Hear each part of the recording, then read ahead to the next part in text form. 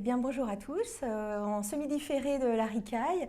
Donc, ce matin, on a eu une magnifique session sur l'histoire de la médecine et c'est l'occasion, cette petite bulle médiatique, c'est l'occasion de revenir sur cette matinée avec le professeur Poma qui nous a parlé ce matin de la peste. Alors, Roberto, qu'est-ce que nous apporte ce regard historique sur l'histoire de la grande peste?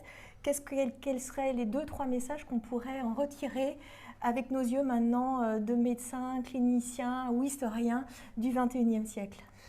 Et merci pour la question, tout d'abord.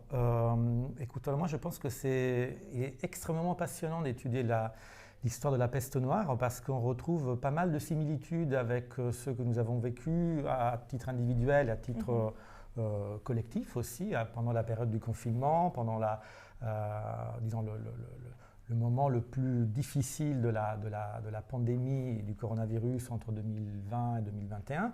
Et donc les réactions très différentes d'individus, même au sein de la même famille, ce qui se produisait aussi au XIVe siècle, des réactions dans la même ville, dans la même société totalement divergentes.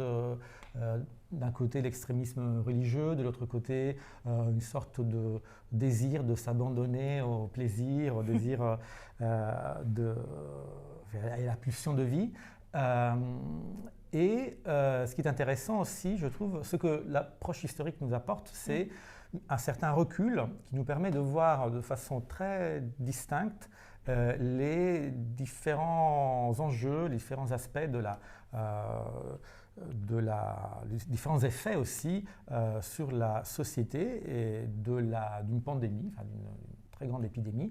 Et puis l'imbrication d'aspects économiques, politiques, religieux, sociaux, voilà, tout ça. Mais en faisant toujours attention à ne pas imaginer qu'au XIVe siècle,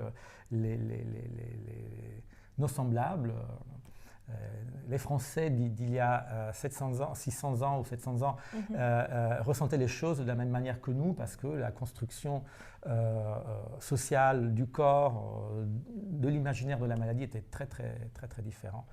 Donc j'essaie de montrer aussi dans mon intervention toute la dimension fantasmatique, la danse macabre, le triomphe de la mort, tout l'imaginaire suscité par les angoisses liées à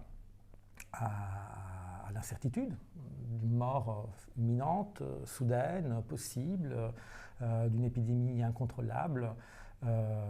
Voilà, donc puis voilà, une belle iconographie, je trouve que c'est aussi une magnifique iconographie et en passionnant. plus, voilà, on a l'image et on a le fond, donc vraiment une session passionnante que je vous invite à regarder de nouveau en vision sur le portail de la RICAI. Merci à tous.